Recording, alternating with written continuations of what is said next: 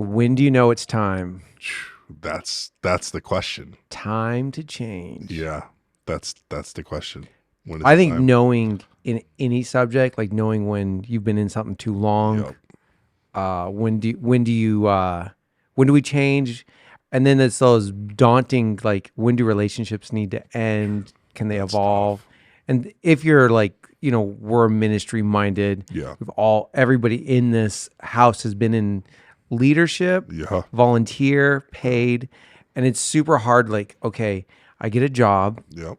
or I'm devoted now. Yeah. Like things aren't looking right, or I've Right. outgrown. How do I transition? Yeah. I mean, and the thing too is like it comes into so much because like is the reason I'm wanting to leave or whatever because of ego, or is it because of misunderstanding, or is it Right. because, and we've talked that kind of stuff before on the show, and then is it because it's really time to leave, Right. or because I think there's a lot of times there's the want to leave and there's the need to leave. Right. And I've fallen in both multiple times where it's like, I need to leave this relationship.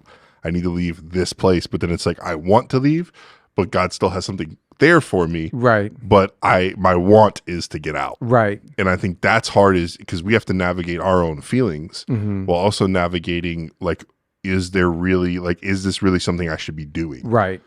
Do you have like mental checkdowns? Like, so like you're a football guy. Yes. And so like as a quarterback, you have your first route. Yeah. And then when everything goes down, you have checkdowns. Yeah, You're like, yeah. okay, here's my ABCs. Yeah. Like, do you have checkdowns?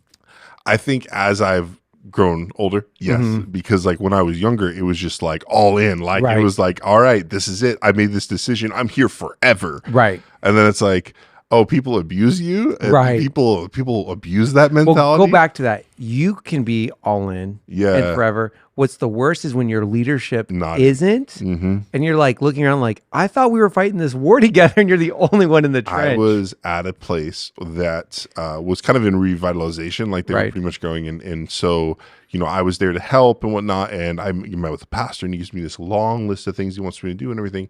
And then I go to start doing it. I just started getting like checked, like pushback from everybody. And I got directives from and I was a volunteer, Right. not paid.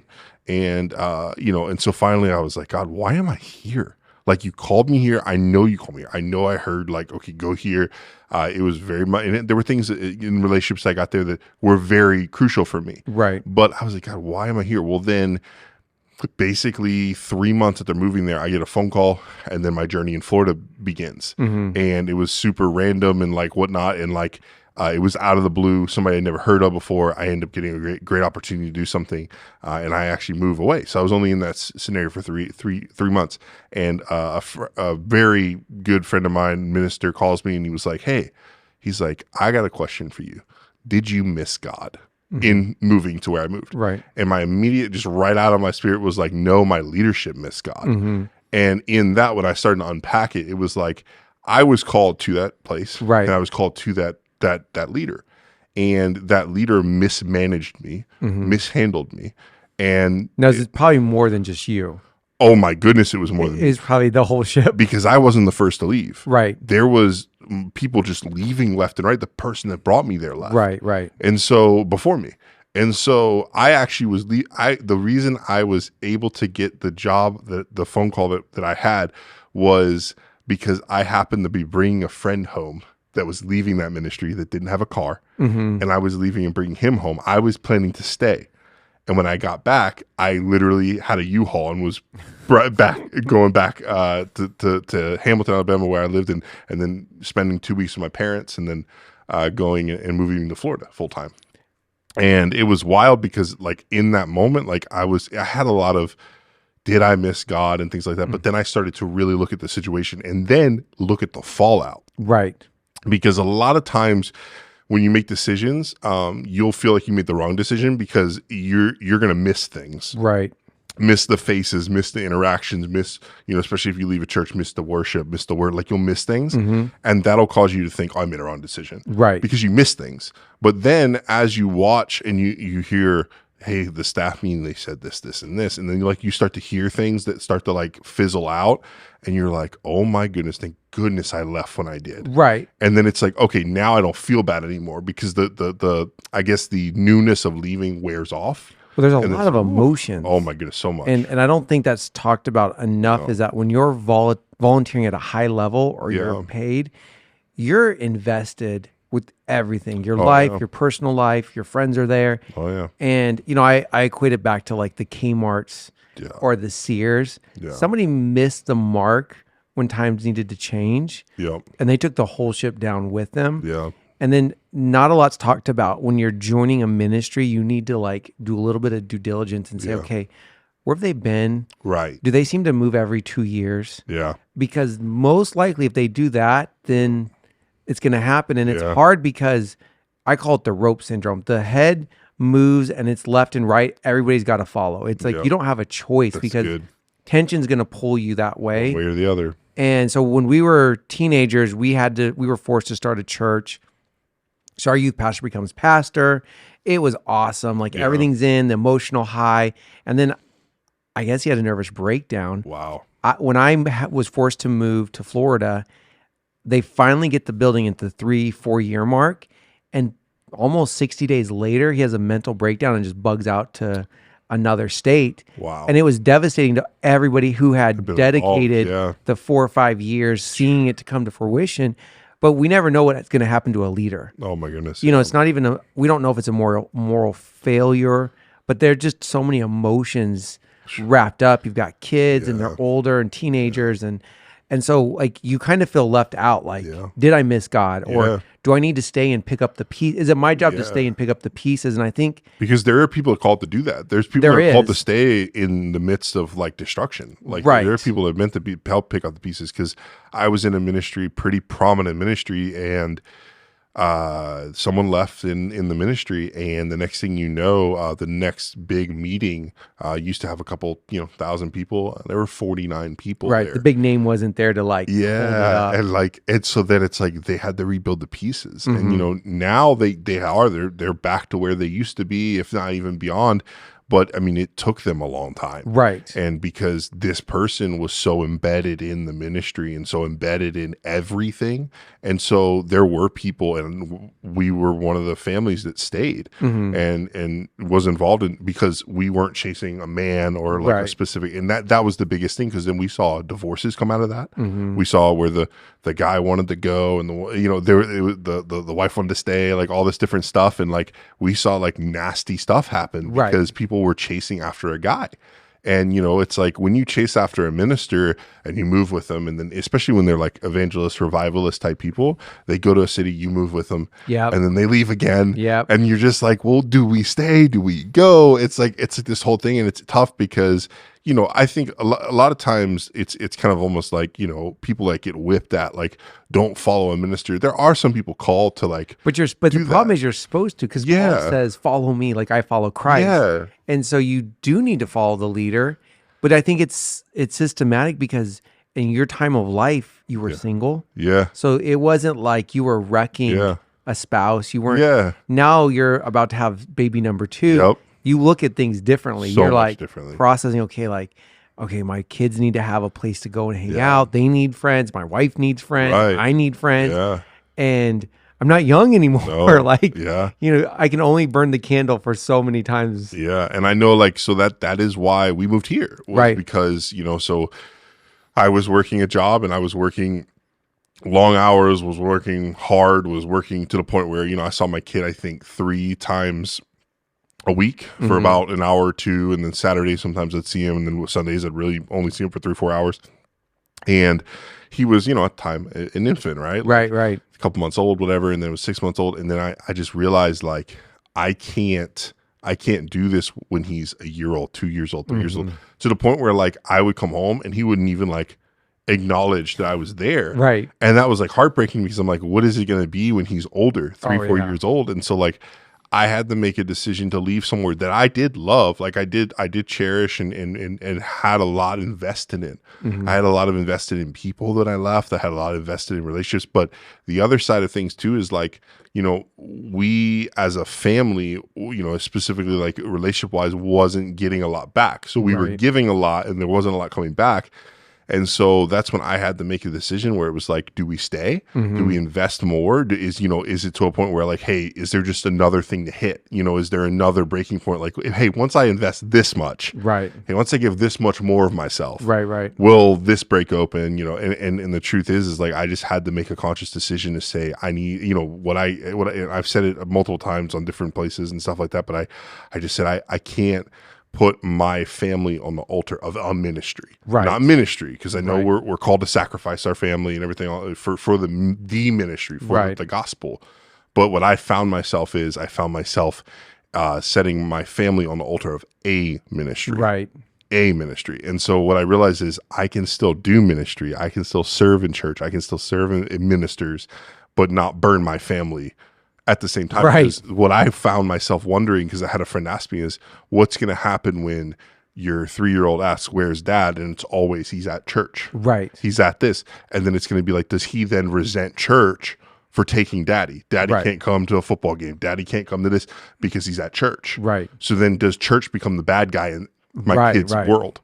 And so that's, my mind got opened up to that. And, good or bad, that's where my mind went. And so then I was like, oh, I can't stay in this. Right. And so like, I felt like at that point I had kind of like, I felt like God kind of gave me this choice of stay here for 5 years and reassess or leave. And it was like, either if you stay, you're committing for 5 years. Right. And if you don't, then you're going to go figure out something else. Like you're basically doing the reset now, or you do it in 5 years. Right. That's what I felt like God was telling me. And then I was like, oh man, like, I don't know. Like, I don't know if I want to do this. But then I started thinking about like, okay, my kid's only 6 months. My wife has relationships here, but she doesn't have a lot of relationships here. And so it's like, can we go grow somewhere else? Yep. And that was a tough conversations to go through, and tough, like with yourself. Oh yeah. Not even just the spouse, but even to broach it. Right. And I remember there was one point where we had the conversation, me and my wife, she was like, okay, I have a piece about it. And I remember there was a Sunday almost a month before I had the piece about it where she goes, I felt like that was my last Sunday. And I was like, well, it hit her before it hit, and she wasn't even worked there. I was. And I was like, okay, that's check number one, God. Like, yes. And then I needed to get there. And I had made a fleece on God and said, I need this to happen in order for me to, and it happens. And that day I had my meeting with my leadership and I said, I can't do this anymore. And the words I used was, I feel like I'm in someone else's shoes. Well, hilariously enough, the person that took my job that didn't really even have, you could call it the total understanding. Yeah, total understanding, like experience, like whatever. Right. He's killing it now. Absolutely, like, is the guy. Right. Like, is their guy. And that's what was my words that I used was, I feel like I'm in someone else's shoes. Right. And it was that guy. And it's like, I'm glad I left because now he's blossoming. And he's killing it. And it's like, what if I chose to leave or live there for 5 more years? Right. What if I stunted his growth? Well, as a leadership, standpoint, that's the hardest part. Is we're always told, be very careful to not just add somebody to the box. Yeah. Because now you have to remove the wrong person. Yep. And they're not growing it. Yeah. And so now you have the wrong person. And then when the right person comes around, you can't add them because. So it's like always better to maybe be missing. In that department. And it can go to business. It can be anything. And then, very few people are willing to step out and say, you know what, I thought I was once called to this spot. Now I'm going to move here. And then now I can blossom and that department can blossom. Yeah. Because in the body of Christ, we can blossom because there's enough space. There's nothing worse than someone's like, I was called to that. Yeah. Right, because there's 7, what is it? Are we at 8 billion people? Oh, I know. There's enough of us to go around. So much. And for us to live in our calling. Yeah. But the problem is, in this gaslighting of ministries, is we have such a quick fame. Yeah. And we don't know where they came from. Yeah. So we don't know what are going to happen in pressure. And so in Romans, 5:3, it's like, but that's not all. Even in the times of trouble, we have a joyful confidence knowing that the pressure will develop us in patient endurance. And the patient endurance will refine our character, improve the character, leads back to hope. And then hope leads to faith. And it just keeps adding and adding. And it's like the character, we don't really know until we're in the heater. And so COVID really just exposed a lot of ministries. So much. It exposed a lot of individuals. Yep. where their faith level was. Oh my Is goodness, COVID gonna erase our church? But yet God says no weapon formed against us will prosper. There were people so scared they started a church of VR. Right, they went all the way online. Yeah, let's go that extreme because we can't even pray for the sick because this thing's taking us out. Yep. But the we laugh about it. The sad part is there's so many individuals that were stuck in the meat grinder of ministry that got discarded or really like yourself got pressed on. Oh my goodness. And, so if anyone, knows our team, we've got Vinny. Sadly, he lost his church. Yeah. But you were like, oh, you can do video? Yeah. Why don't you live here? Yeah. We're going to make a cot, not an apartment. Yeah. And then other places were like, everybody was fighting for the real estate because they were the ministry that was going to fix COVID. Uh-huh. And so it just became like the wild, wild west for the hour. Yeah, right in the middle of that, you have the elections. You have the elections. All the craziness that was going on with that infiltrated the church and became a part of the church. Money's being made through conferences. That was paused. So now it's like, how do we virtually create these things? And so you saw a hard reset in the ministry landscape. So hard. Now we're coming back. The dust is settling. Yep. But I think people need to ask the Lord, okay, where do I belong? Yeah. What's the longevity of this ministry? Where do I fit in? Because there are seasons in ministry. I think that if we could end somewhere, the hardest part is knowing what's my season with a ministry. Because is this a long game? Am I putting in for the net, for your kids? Yeah. Or am I here seasonally because now God is growing me to move to another geographic location? Yeah, and I think what you're saying there is great because one thing I had to acknowledge and had to look at is I was the guy to build something.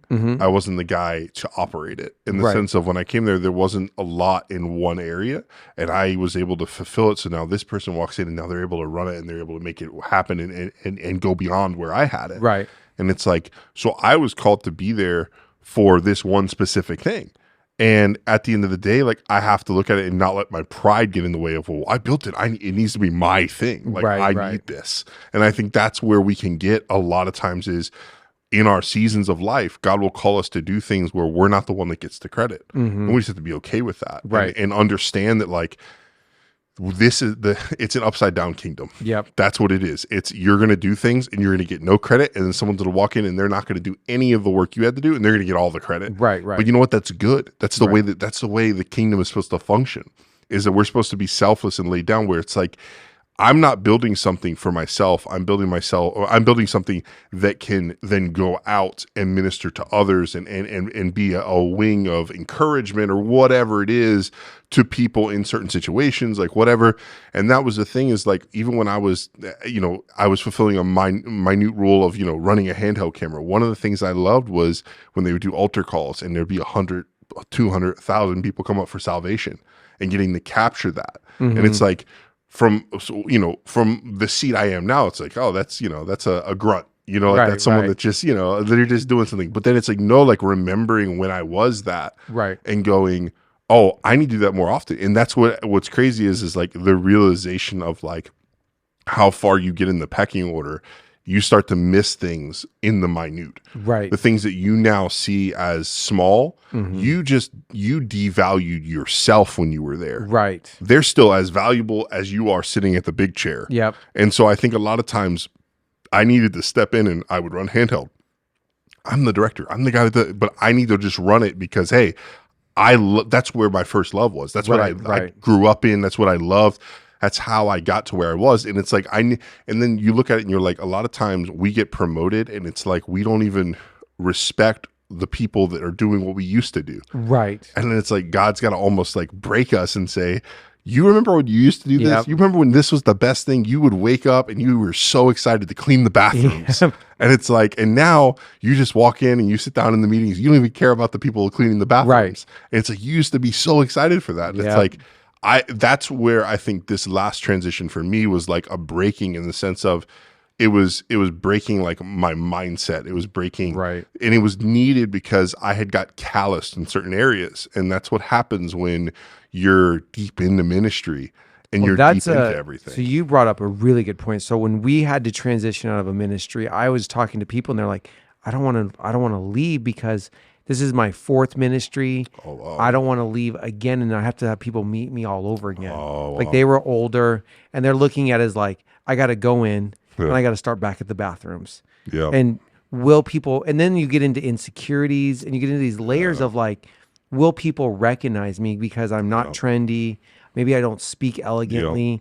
And it's like, I already have my spot. Don't ruin it for me. And so they tried to stay and make a ministry run that just, there was no oil on it. Yeah. But they were the fear of, do I have to go back to school again and meet a whole new batch of new, it's like, nobody wants to go back to elementary school because it's like, I got to meet a new batch of friends. Yeah. At least I have status here. Right. Like, I have to go somewhere else now. At least I can do this here. Right. I don't know if I go there, if I can do this. Yeah. But it's like, that's the thing is like, for me, it was like, if I never get to hold a position again in church, I will be okay with it. That's the decision I made when I left the last place was like, I have to be completely okay that if this is the last leadership position I hold, I'm good with it. Right. Because I don't seek a crown or a position. So that's hard depending on what gifting you work in. Yes. So if you're like a teacher, you're like, I don't need a building. As long as I can teach somebody, I'm happy. Like when I feel fulfilled. But if you have a building calling, you see like, oh, if we fix this, we could streamline this. And this could happen. And it's tough. Like when you walk into areas, exactly, and you look at it and go, man, they just did this. Well, you walked in and you saw things. You're like, you know how simple. Yeah, like a change here will do this. What I've learned is that they've been at it for maybe 5 years, 10 years. You basically demoralize their 10 years of work in an hour's conversation. Yeah. Just because you can doesn't mean it should be done because. And I waited like when we were. No, here, I know, but I'm saying, but I had to learn. Yeah. Because I had done it in previous times. Yeah. If this happened, you're like, I just basically destroyed people's like That's egos a great conversation right there. Abilities and basically minimized what they thought was good, and it was, but there is better. Yeah, I mean, because I've had people visit, like, as a person that does media, I've had other people visit and they go, why does this church not do this? And why does this do this? And it's like, you don't know where they're at. Right. So coming in and suggesting they change everything, it makes no sense because it's like the person that just like drops a million ideas and runs. Yes. And it's like, thanks. Like, like I thank you so much for the ideas that Google could have given. Right. It's like, because it was funny. I was having a conversation with somebody and they were like, why don't you do this? And then I was like, they don't realize like where they're at and where we're at, two different situations. Right. And so like what makes sense for you, what makes sense for me are two different things.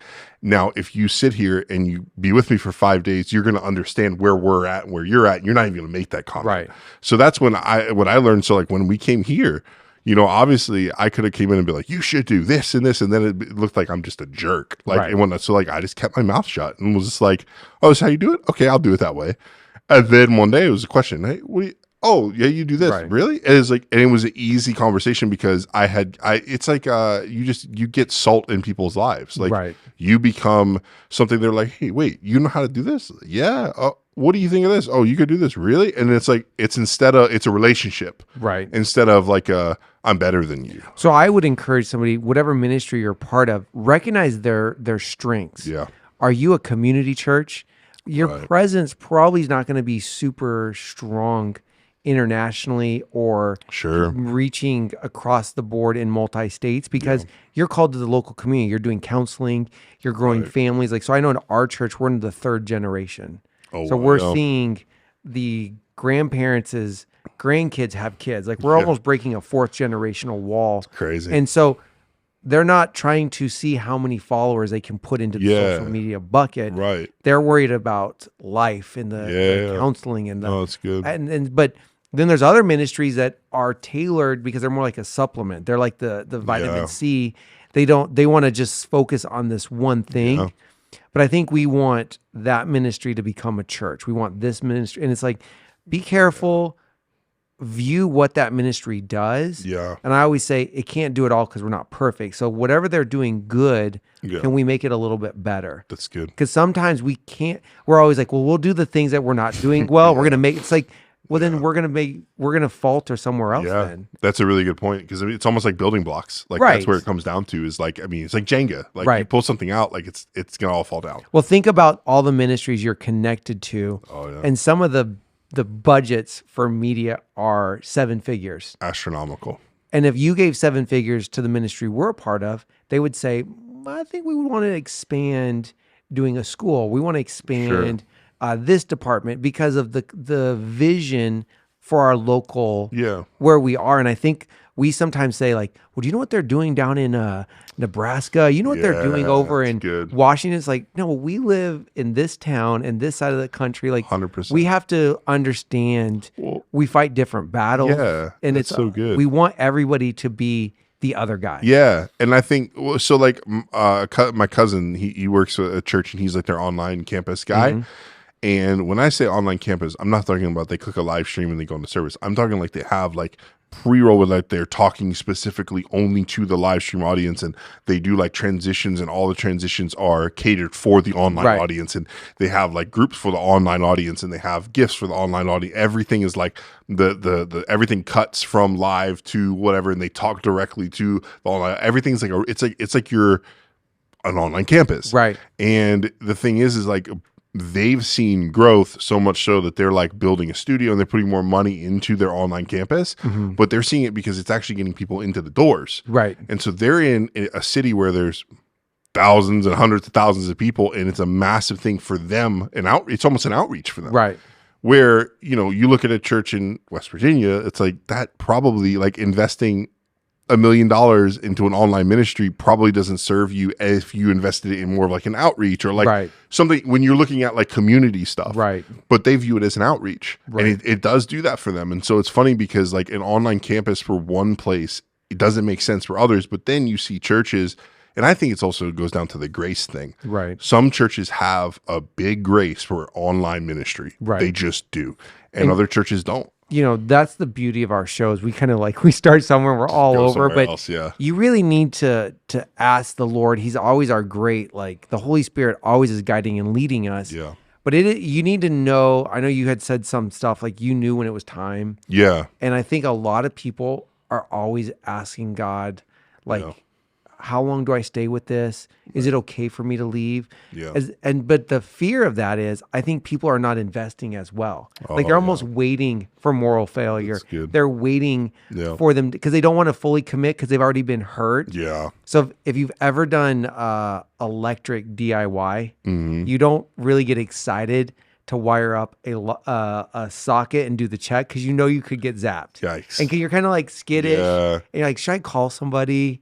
And so I feel like there's a huge segment of people, especially plus 30. Yeah. They're kind of like, I don't know if I want to get committed again. Yeah. Had a bad leader. Yep. Had a rough experience. Yep. I'll just attend. And what I found, especially in our local church, a good narrative, people were like, I've been burnt. I'm just going to come and I'm going to attend. Yep.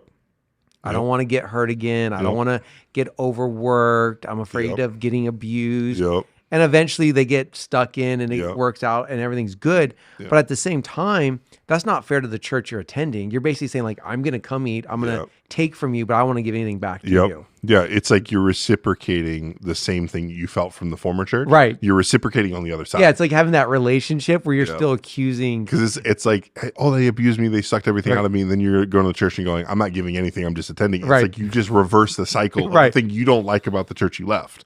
So, I mean, and the thing though is there are healing seasons. Right. And I went through one of them where it was like, I, helped here, helped there, but like I sat in service with my wife. Had never sat in service with my wife before. We've been married for 5 years. We never sat in service before. So it was like sitting in service and going, oh, this is good healing for us. Like we drove to church on Easter together for the first time in our entire relationship. 5 years married. It's like, there's things that like we needed healing.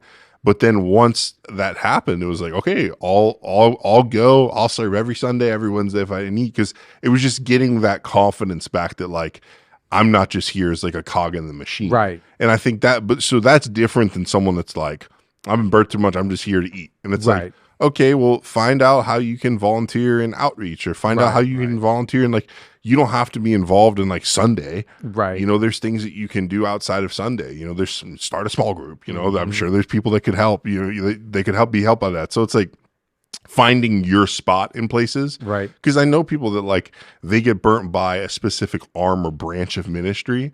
And then it's like, they can't go back there. Right. Well, it's like, well, there's 1,000 branches of ministry. Well, and that's the thing. I think we have to do another show is the whole church hurt, but it's kind of like, that's my concern is that don't don't abuse the place you're going to because somebody before good. It's kind of that relationship. If you had, somebody and they were either cheating on you or abusive, you can't take the new person and be like, what were you doing last night? Yeah. I saw you why'd you go to the bathroom at 2? Yeah. And like, I'm saying dating. So let's say it's a spouse, but it's like, you can't accuse them. You're like, I'm breathing. Yeah. And it's like, can I have some space to just be human? And I think we're in a new era of everybody's been abused. 100%. Like, I don't know if anybody's been in church longer than 5 years that doesn't feel slighted, misrepresented. Well, it's almost become like a brand, right? Like it's like church hurt. Like it's almost like a saying. Yeah, I'm church hurt. It's like, and it's become like a badge of honor almost. Like,